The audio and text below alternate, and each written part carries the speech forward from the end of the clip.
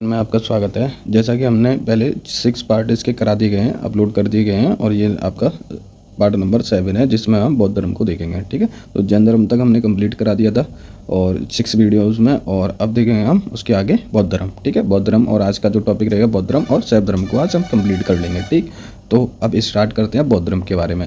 और इससे पहले जो वीडियो हमने डाल रखी है उनको भी देख लेना और लाइक एंड सब्सक्राइब भी कर देना, ताकि और भी हम अच्छा कंटेंट लेके आ सकें आपके लिए। काफ़ी मेहनत लगती है इसमें अपलोड करने में और आपको समझाने में, तो लाइक एंड शेयर भी करते रहना इसको। तो आइए स्टार्ट करते हैं। अध्याय 7 है इसका, और बौद्ध धर्म के बारे में हम इसमें पढ़ेंगे। ठीक है, तो इसका परिचय देखते हैं। बौद्ध धर्म का परिचय देखो, इसमें क्या है, एक सेकेंड, ये आपका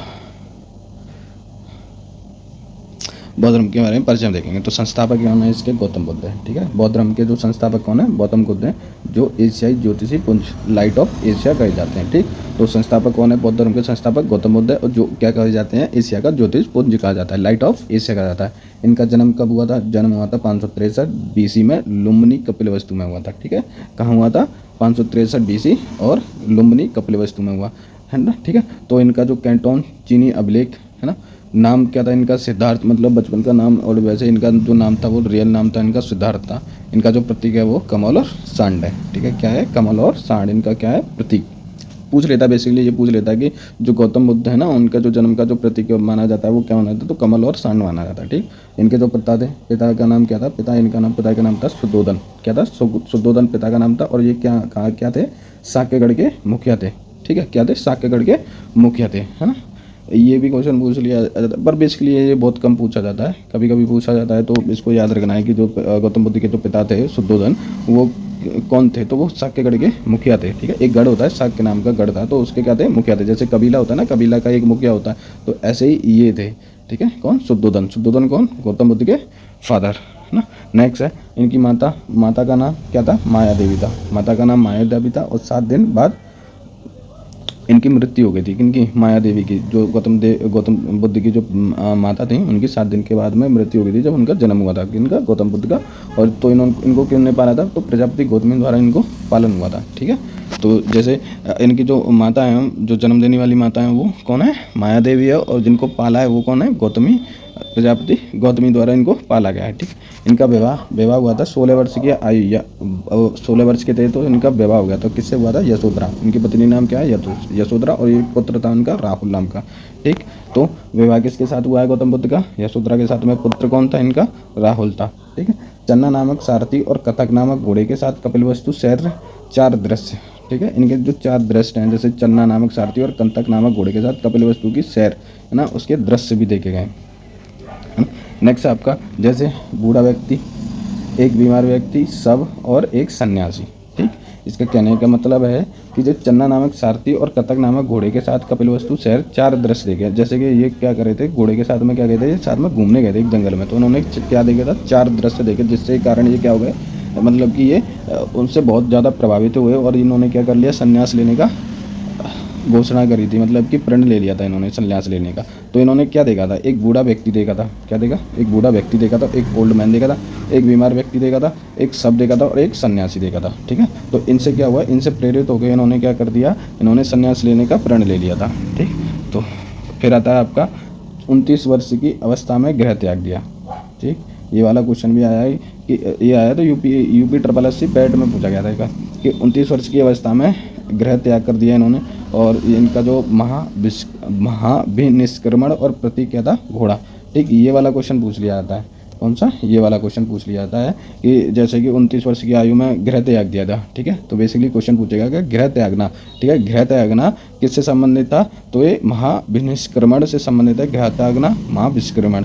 ठीक है, और इनका जो गृह त्याग गया था तो उनका प्रतीक क्या था? घोड़ा है। ये इंपॉर्टेंट पॉइंट है, इसको ध्यान में रखना है। तो ज्ञान प्राप्ति, गेन नॉलेज, इनको वैशाली में आमलक। ठीक है, आला र कमाल, है ना, सांख्य दर्शन और प्रथम गुरु थे इनके। राजगिरी, रुद्र करामपुत योग और द्वितीय गुरु थे इन्होंने, मतलब योग सिखाया था और दूसरे गुरु थे। तीसरा आता है आपका उर्वेला। कौन आता है? उर्वेला, जो 5 साधक थे। कौंडिन्य, वप्पा, भादिया, महानामा और असागी। देखो ये वनडे एग्जाम के लिए इतने इंपॉर्टेंट नहीं है, ठीक है, वनडे एग्जाम के लिए इतने इंपॉर्टेंट नहीं है, लेकिन ये पीसीएस और यूपीएससी के पर्पज से मोस्ट इंपॉर्टेंट पार्ट है ये, यूपीएससी का फेवरेट पार्ट है ये वाला, ठीक है। तो इस को भी ध्यान में रखना है। और नेक्स्ट टॉपिक आपका गया बिहार। गया बिहार में 6 वर्ष, गया बिहार में 6 वर्ष की कठिन तपस्या करी थी, ठीक है। 35 वर्ष की आयु में इनको, जब इनकी 35 वर्ष की आयु हो गई तो इनको क्या हुआ, 35 वर्ष की आयु में थे और वैशाख की पूर्णिमा की रात को पीपल वृक्ष निरंजना फाल्गुन नदी ज्ञान प्राप्ति हो गई थी, ठीक है। 35 वर्ष की उम्र थी इनकी, उस समय वैशाखी की पूर्णिमा की रात हुई थी, ठीक है। जैसे कहते हैं ना वैशाख आया और उसकी पूर्णिमा की रात थी। और पीपल का वृक्ष था। ये पूछ लेते हैं कि गौतम बुद्ध को जो ज्ञान की प्राप्ति हुई थी तो वो किस वृक्ष के नीचे हुई थी, तो पीपल का वृक्ष था, ठीक है। और निरंजना फल्गु नदी थी, कौन सी नदी थी, निरंजना फल्गु नदी के नीचे के किनारे पीपल वृक्ष के नीचे वैशाख की पूर्णिमा की रात को 35 वर्ष की आयु में इनको क्या हुआ था, ज्ञान प्राप्त हुआ था।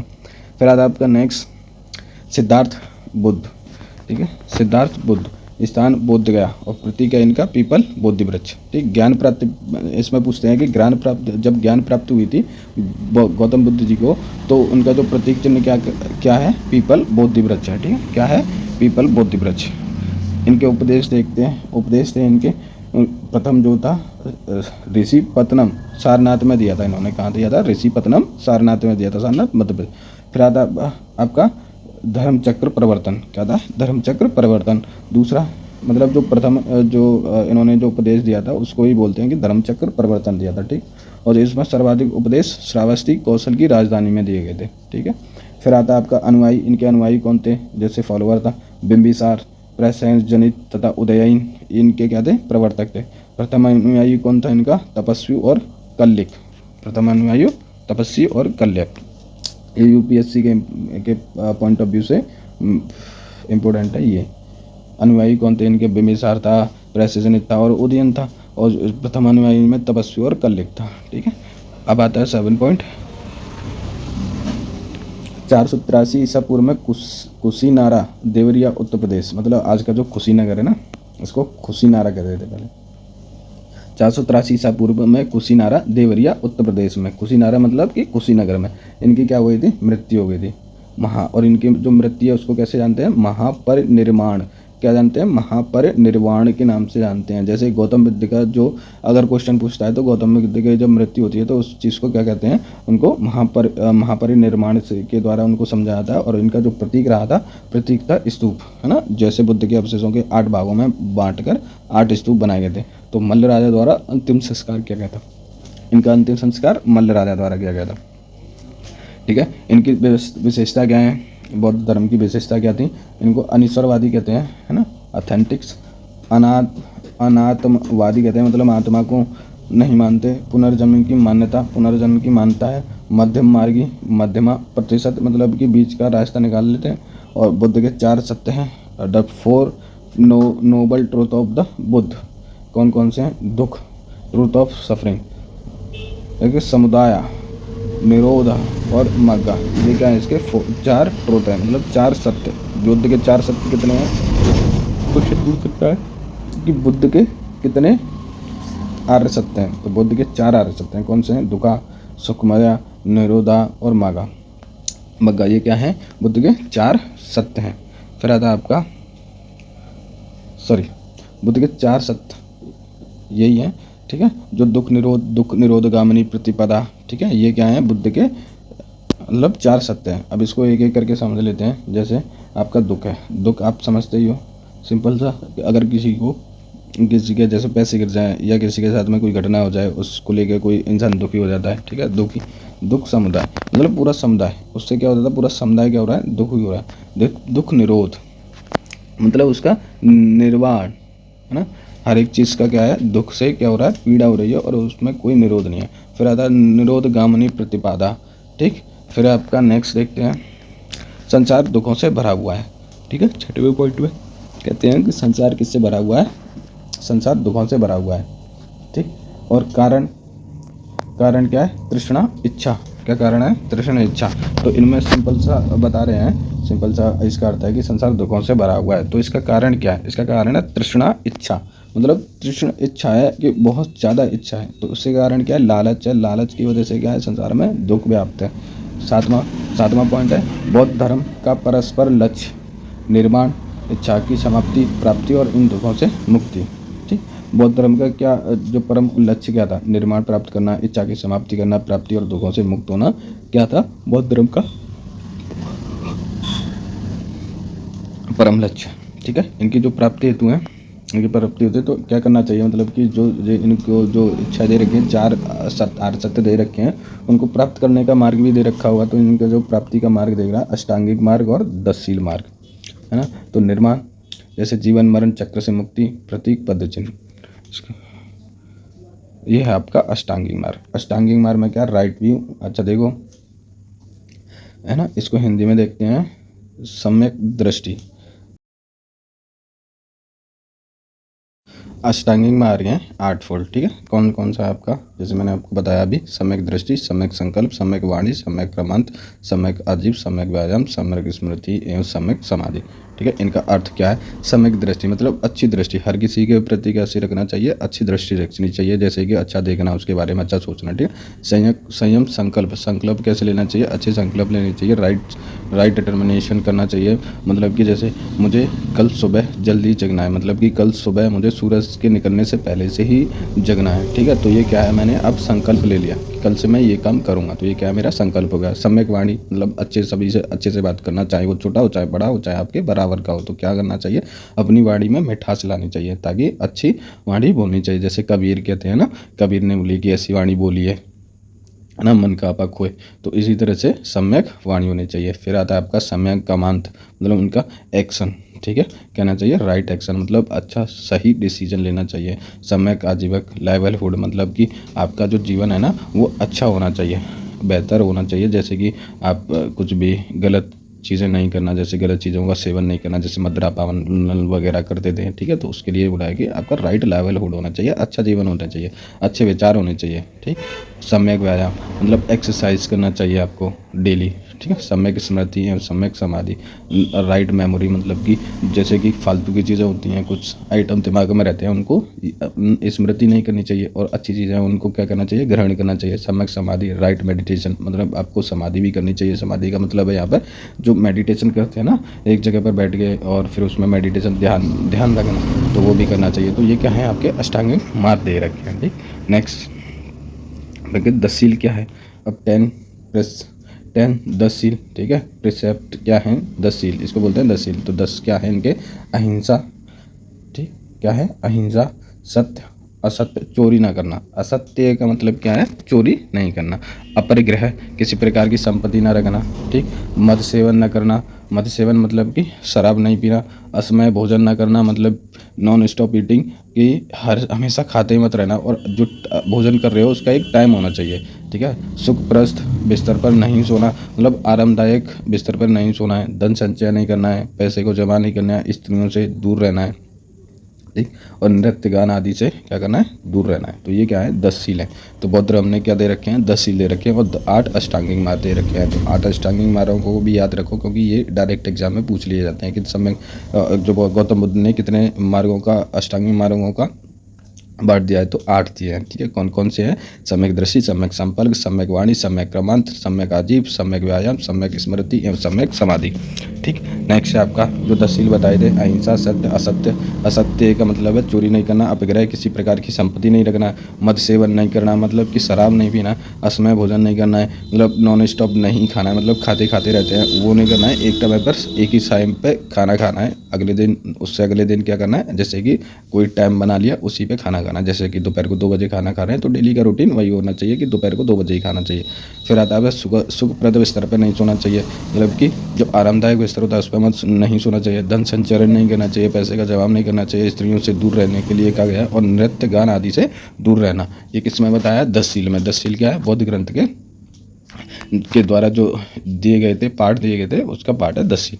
ठीक, नेक्स्ट देखते हैं आपका अन्य तत्वों में क्या है बौद्ध धर्म के, कि बौद्ध धर्म के त्रिरत्न है। ठीक है, बौद्ध धर्म के त्रिरत्न, जैसे जैन धर्म के त्रिरत्न थे, ऐसे ही बौद्ध धर्म के त्रिरत्न है। ठीक है, तो बौद्ध जैसे जैन धर्म के मैंने आपको पिछली वाली वीडियो में करा दिया ना, पार्ट नंबर 6 में, उसको भी देख लेना। और ये आपके पार्ट नंबर 6 है, और ये बौद्ध धर्म पे बता रहे हैं, और जो हमने पार्ट नंबर 6 कराया था उसमें जैन धर्म के बारे में बताया था, ठीक। तो बौद्ध धर्म, ये सारे के जो पॉइंट है ना, ये सबकी सभी के सभी क्या है, एग्जाम में आए हुए पॉइंट है। और आपके जो जो क्वेश्चन बनते हैं वन टाइम एग्जाम के, वो ऊपर का ओवरव्यू लेते हैं, तो हमने उसी बेस पे ये बनाई है। और कुछ चीज़ें ऐसी हैं जो यूपीएससी से कनेक्टेड है, जैसे डीप जा रहा है तो वो यूपीएससी के मटेरियल हो गया, और जो ऊपर से जा रहा है वो आपका वन डे एग्जाम का होगा। और इसमें से आपने देख ही रहे होंगे कि कितने क्वेश्चन पूछे गए हैं। पिछली बार अगर क्वेश्चन उठा के देखते हो कि कहाँ से क्वेश्चन पूछे जाते हैं और हमने कहाँ पर फोकस कर रहे हैं, तो वही फोकस हम देखना चाह रहे हैं। आप भी इसको शेयर लाइक करते रहना है ना। तो बौद्ध धर्म के त्रिरत्न कितने हैं? बौद्ध, बुद्ध है, धम्म है और संघ है। तो संघ क्या है, प्रवेश करने की आयु कितनी थी? संघ में प्रवेश करने की आयु, बौद्ध धर्म के संघ में प्रवेश करने की आयु थी 15 वर्ष, और उपसंपदा प्रवेश संस्कार थे, ठीक है। नेक्स्ट देखते हैं कि बुद्ध के अनुयायी। देखो इसमें मैं आपको एक चीज़ और बता देता हूँ, इसमें स्त्रियों को जो शामिल करना था वो वर्जित था। क्या था? वर्जित था। लेकिन उनको शामिल कैसे करते थे? तो उसके लिए उनको क्या करना था, तब अपने पति से क्या ले लेती थी? परमिशन लेनी होती थी उसमें शामिल होने की, ठीक है। बुद्ध होते थे, जैसे भिक्षुक सन्यासी होते थे, उपासक गृहस्थ होते थे, ठीक है। भिक्षुक कौन होते थे? सन्यासी होते थे। और जो उपासक होते थे वो गृहस्थ जीवन ग्रहण किए होते थे, मतलब कि गृहस्थ जीवन में व्यस्त रहते थे, तो उनको क्या कहते थे? उपासक कहा जाता था। और जो भिक्षुक होते थे उनको सन्यासी कहा जाता था, ठीक है। नेक्स्ट देखते हैं आपके वैशाख पूर्णिमा।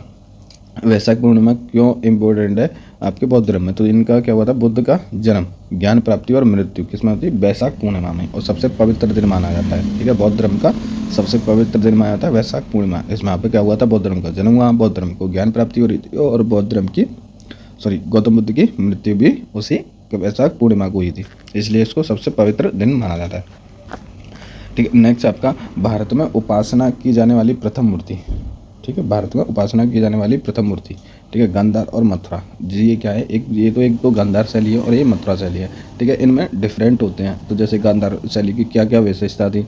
जैसे गांधार शैली में आपको देख पा रहे होंगे, जैसे इन पे क्या हुआ है, एक सेकेंड, इन पे जैसे कि इन्होंने कपड़े पहन रखे हैं। क्या पहन रखे? कपड़े पहन रखे। तो इन पे क्या है, जो धारियाँ बनी हुई हैं ना, वो क्या है? गहरी बनी हुई है। क्या बनी है? ये वाली, कौन सी? ये वाली जो धारियाँ बनी है ना, तो गहरे आकार की बनी है। और वहीं देखो आप मथुरा की जो शैली है उसमें देखो, इसमें स्थूल शरीर वगैरह सब कुछ दिखाया है, लेकिन इसमें इस तरह का कुछ भी नहीं दिखाया गया है, ठीक है। तो यही इनमें क्या हुआ आपका इंपॉर्टेंट है। जब आप इसको पढ़ोगे ना, इसकी विशेषताएँ क्या है, तो तब आपको बताया जाएगा जी।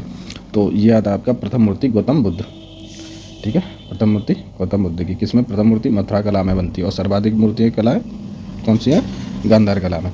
तो यहाँ पे क्वेश्चन क्या बनता है कि गौतम बुद्ध की जो मूर्ति है ना, जो प्रथम मूर्ति किस में बनी हुई है, किस कला में बनी हुई है? तो वो मथुरा कला की है। और जो सर्वाधिक गांधार कला है, वो जो सर्वाधिक जो मूर्तियाँ हैं वो किस में? गांधार कला में, ठीक है। तो इसमें दो ही पॉइंट बनते हैं कि जो गौतम बुद्ध की जो प्रथम मूर्ति है वो किस कला की है? मथुरा कला की। और जो सर्वाधिक मतलब सर्वाधिक संख्या में जो बनी हुई है वो गांधार कला में बनी है, ठीक है। फिर आता है आपका बुद्ध के अन्य नाम, जैसे शाक्य मुनि और मैत्रेय आने वाला, ठीक है। ये क्या है? बुद्ध के अन्य नाम है। शाक्य मुनि भी बोलते हैं और मैत्रेय भी बोलते हैं, ठीक है। नेक्स्ट आपका तिब्बत, भूटान पड़ोसी देशों में बौद्ध धर्म का प्रचार पदासंभव गुरु रिनपांच ने किया। इनका संबंध बौद्ध धर्म में के वज्रयान शाखा से था, ठीक है।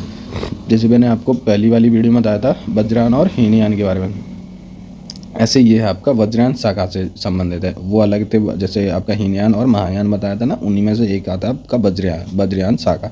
तो ये किसके अनुयायी थे? वज्र शाखा के थे। कौन?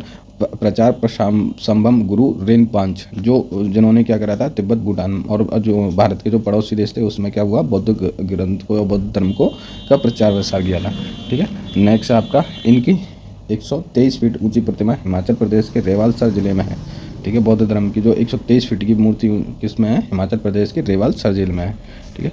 नेक्स्ट आपका जैसे बौद्ध धर्म की कितनी संगतियाँ होती? 4 संगति होती। और जो जैन धर्म की हुई थी वो कितनी हुई थी? 2, ठीक है। तो बौद्ध धर्म में कितनी संगति हैं? संगतियाँ हुई थी? 4 हुई थी। जैसे प्रथम बौद्ध संगति है ना, प्रथम बौद्ध संगति। ये वाला क्वेश्चन बहुत इंपॉर्टेंट है, इसको कई बार पूछा गया है। इसमें पेयर में पूछ लेता है वो बार बार कि जैसे जो प्रथम बौद्ध संगति हुई थी वो उसके जो अध्यक्ष थे वो कौन थे, है ना। ऐसे करके पेयर दे दिया और फिर उन्होंने चारों लिख दी, प्रथम, द्वितीय और तृतीय और चतुर्थ। और फिर इनको जो इनके अध्यक्ष हैं, या तो उनके अध्यक्ष को या उनके शासनकाल को या स्थान को, ठीक है। तो या समय को, किसी को भी कोड कर सकता है। तो ये चारों जो पॉइंट हैं ये इंपॉर्टेंट हो जाते हैं, ठीक है। तो प्रथम बौद्ध संगति 483 ईसा पूर्व हुई थी। स्थान कहाँ था? राजगृह था। और जिसके अध्यक्ष कौन थे? महाकश्यप। और शासनकाल किसका था? अजातशत्रु का था। द्वितीय बौद्ध संगति किसकी थी? 383 ईस्वी में हुई। वैशाली स्थान था इनका। और अध्यक्ष सभाकामी था। और जो इनका जो प्रशासन था, ठीक है, वो कालाशोक का था। तीसरी बौद्ध संगति हुई थी आपकी 255 ईसा पूर्व। और स्थान था पाटलिपुत्र। अध्यक्षता मुगली पुतिक्त। और इनका जो शासक था वो अशोक था। तो तीसरी बौद्ध संगति किस शासक के काल में हुई थी? अशोक। दूसरी कालाशोक। और तीसरी अजातशत्रु, नहीं सॉरी, प्रथम अजातशत्रु, द्वितीय कालाशोक और तीसरा अशोक हुआ था। और चौथी जो संगति हुई थी वो ई के प्रथम शताब्दी में हुई थी। ठीक है, ईस्वी की प्रथम शताब्दी में। कहाँ हुई थी? कुंडलवन। ठीक है, स्थान था इसका कुंडलवन। और अध्यक्ष कौन था इसका? वसुमित्र अश्वघोष था। ठीक। और जो शासनकाल था वो कनिष्क का था। तो इसमें एक बार फिर से रिवीजन देख लेते हैं इसका। जो प्रथम संगति हुई थी बौद्ध संगति 483 ईस्वी पूर्व। स्थान राजगृह। अध्यक्ष महाकश्यप। शासनकाल अजातशत्रु। द्वितीय बौद्ध संगति कब हुई थी? 383 ईस्वी पूर्व। ठीक है, स्थान कहाँ था इसका? वैशाली। अध्यक्ष सभाकामी। और शासन था कालाशोक। तीसरी बौद्ध संगति 255 ईसा पूर्व। पाटलिपुत्र, मोगलापितुतिस और अशोक।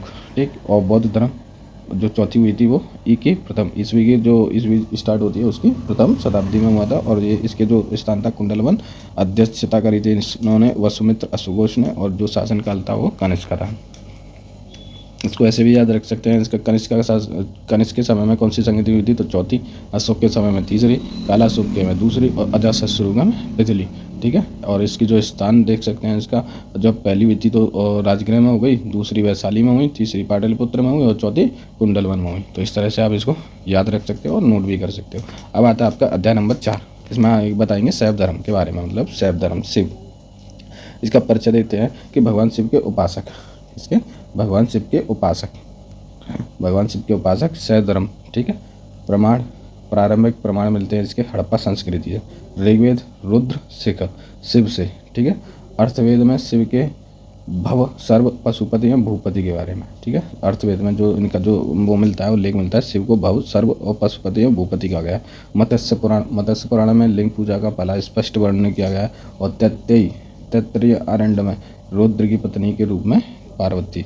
ठीक है। तैत्तिरीय आरण्य में रुद्र की पत्नी के रूप में कौन आई थी? पार्वती आई थी। तो पद्मा, पार्वती, उमा, गौरी एवं भैरव इसके क्या है? पर्यायवाची हो जाते हैं। फिर आता है आपका दक्षिण भारत में प्रसार कैसे हुआ? 63 नयनार संत पल्लव। ठीक है। कितने थे? 63 नयनार संत थे पल्लव। और दूसरा चालुक्य, राष्ट्रकूट, पल्लव और चोल। चालुक्य, राष्ट्रकूट, पल्लव और चोल। और राष्ट्रकूटों ने क्या बनवाया था? मंदिर बनवाया था। कौन सा? कैलाश मंदिर। कहाँ बनवाया था? एलोरा। और जो चोलास थे उन्होंने राज प्रथम ने तंजौर में राजेश्वरी मंदिर, बृहदीश्वरी मंदिर का निर्माण कराया। ठीक है। ये वाला पॉइंट इंपॉर्टेंट है आपका। जो राज प्रथम ने तंजौर में राजेश्वरी मंदिर, बृहदीश्वर मंदिर का जो निर्माण कराया ना, वो किसने कराया है? तो चोल राजाओं ने कराया है। नेक्स्ट है आपका कृष्णा सुशासकों की मुद्रा। कुषाण शासकों की मुद्रा कैसी थी? सोने की मुद्रा थी। कैसी? शिव और नंदी की आकृतियां बनी हुई हैं। किस पे? जो कुषाण काल की जो आकृतियां थी ना, उसकी पैसे पे छपी हुई थी। वो किस क्या छपा हुआ था? तो शिव और नंदी की आकृतियों को छपाया गया था उस पर। ठीक है। नेक्स्ट देखते हैं शैव संप्रदाय। वामन पुराण। 4 संप्रदाय हैं। कौन कौन से? पाशुपत, कापालिक, कालामुख और जैसे लिंगायत और कालामुख, पालिका, पशुपत। इसके क्या है? शैव संप्रदाय के 4 संप्रदाय हैं। ठीक। शैव धर्म।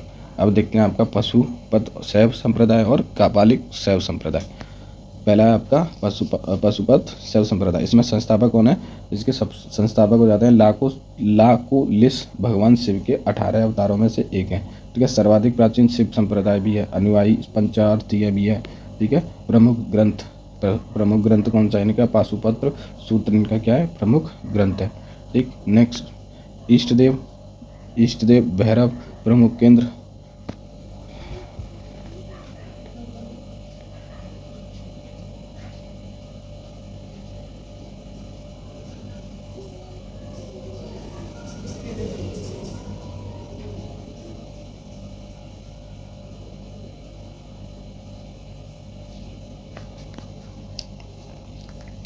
नेक्स्ट देखते हैं आपका